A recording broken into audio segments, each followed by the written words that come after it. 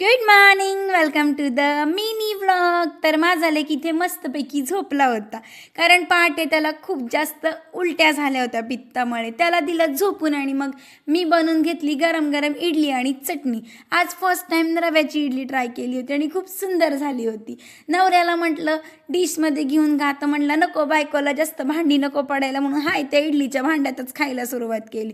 मग दोघांनी गरम गरम एकत्र चहा घेतला आणि मी निघून गेली देवळामध्ये. आज शनिवार होता आणि गर्दी पण जरा आज जास्तच होती आणि लिंबू मिरची संपल्यामुळे ते पण पटापटावून घेतले. ओमकारनी देवीच्या देवळात नाही ना हे स्टफ पेढे आणि सुंदर साडी घेऊन आला होता.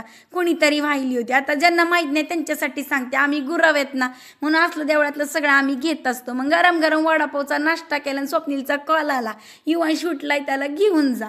मग त्याला मी घेऊन देवळात गेली. बिचारा पोराला पहाटे एवढा त्रास होता उलटीमुळे, तोच पोरगा देवळात येऊन आता आम्हाला त्रास द्यायला लागला होता. दुपारी मग त्याला परत घेऊन घरी गेले आणि अख्ख्या मसुराची मस्तपैकी गरम गरम खिचडी खाल्ली, थोडा आराम केला आणि परत संध्याकाळी देवळामध्ये आले. मग संध्याकाळचा प्लॅन होता चायनीज खायला जायचा.